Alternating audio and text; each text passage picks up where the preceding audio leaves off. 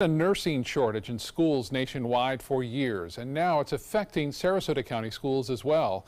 ABC 7's Taylor Torregano spoke with the district's health services supervisor and a school nurse about that issue today, and she joins us live at Gulfgate Elementary School in Sarasota with more on the story tonight. Taylor?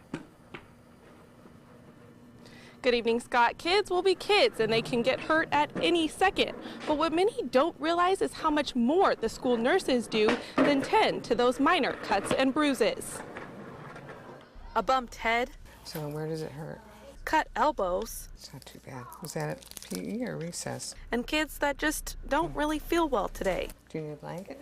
But this is only the start of Nurse Jackie's to-do list. I could do anything from helping with an emergency, that we may have a student that has a seizure at school. Seizures, diabetes, asthma, all examples of the high-risk conditions the registered nurses tend to on a daily basis. Yeah. And of the 4,200 kids in the district, about half are high risk. The amount of time that needs to be devoted to a student that might have a high-risk condition so that we can keep them in the class setting, it's a lot. It takes a village. Thanks to health room aides who can tend to anything but the high-risk conditions, the district has a good record of keeping the students in class. Last year alone, we had 276,000 visits to the health room.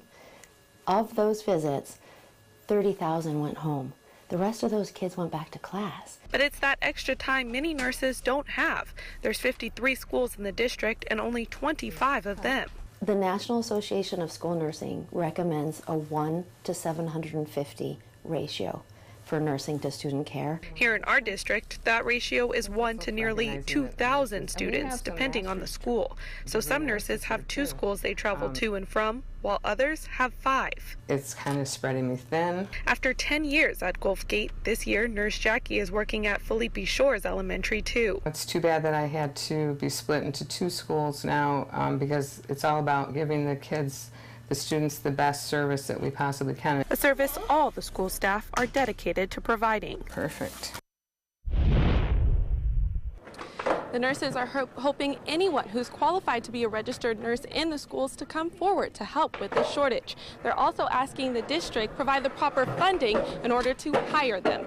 I'm live at Gulfgate Elementary. Taylor Torregano, ABC 7, your Suncoast News.